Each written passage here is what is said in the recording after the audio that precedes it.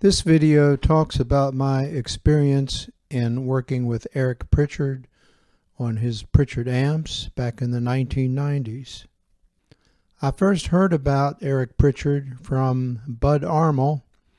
Bud Armel was a guitar player in Winchester, Virginia, who had played with Patsy Cline in the early days, and he was doing guitar repairs for Shenandoah Music, which is where I was teaching at the time.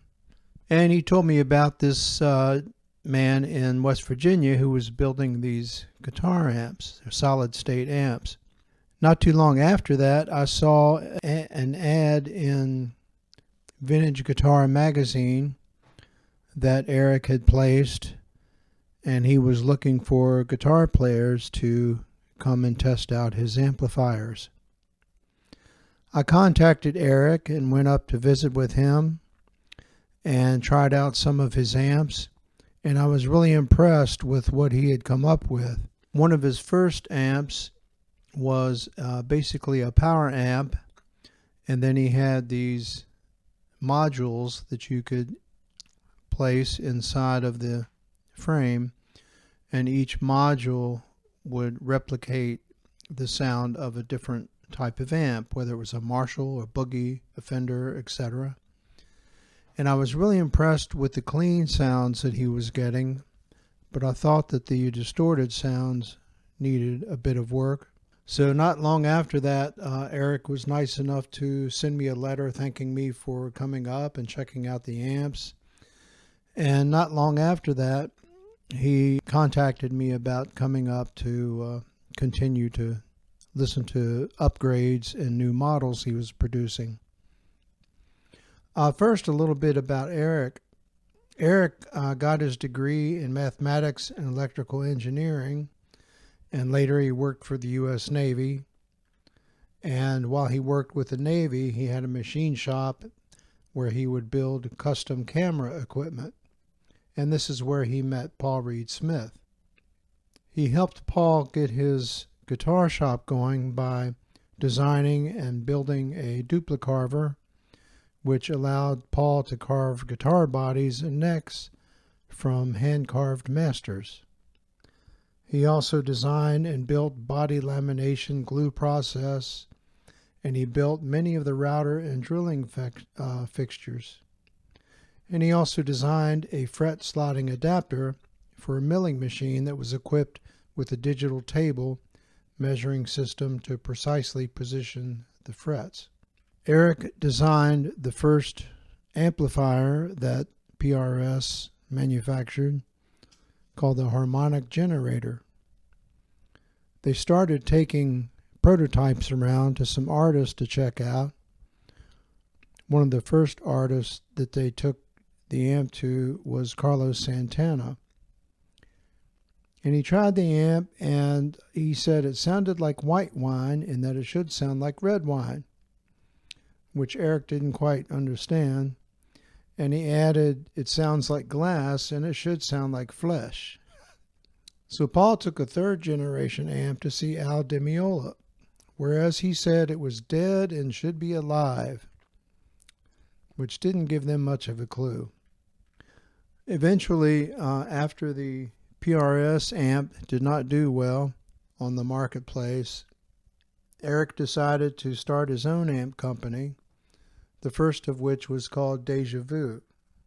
He kept experimenting with different stages and circuits, etc. And since he did not play, he needed to find some guitar players who could try the amps and give him some feedback. And that's where I came in. So I started making the 40-minute trek up to his place for probably about the next 10 years, working on the amps. And eventually he would switch over to Pritchard amps, and we would test the amps in his workshop, which was not ideal because a lot of the parts and screws and what have you in the workshop would just rattle, so we weren't sure where the rattle was coming from. When it was nice enough, we would drag the amps outside and play the amps there, and people could hear it for miles and miles. But again, it wasn't the ideal situation to test amps. So I started taking the amps to some of my gigs. Sometimes I would have 4 or 5 amps lined up, and throughout the night I would switch from amp to amp and mess with the settings and take notes and report back to Eric and make some more changes.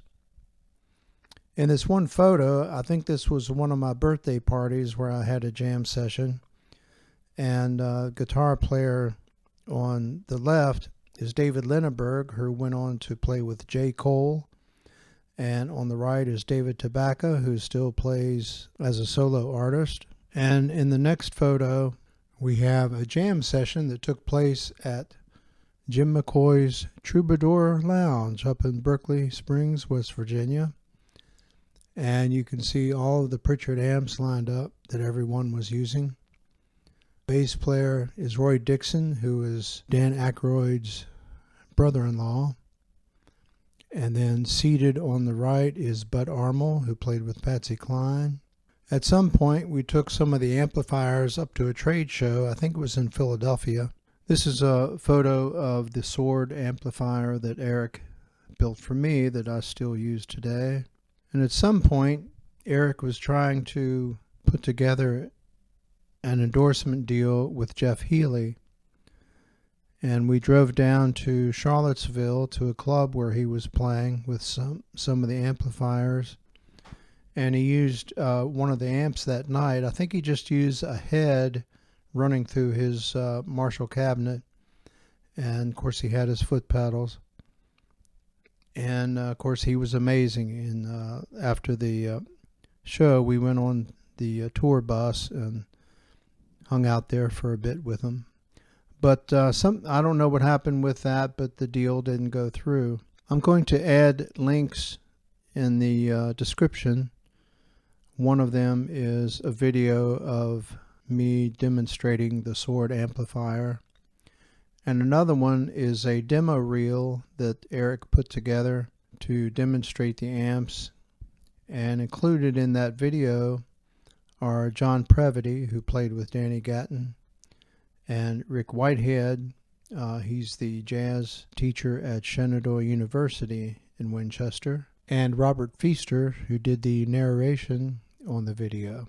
I'm also going to include a link to an interview with Eric Pritchard, which goes into more detail about his history and his involvement in the amplifiers. I hope you enjoyed this video. I mainly wanted to put it on there as a tribute to Eric Pritchard, who in my book is a true genius, and who is also, he's had his own business for quite a few years, and the amp business was just a side project among some of the many other projects that he has.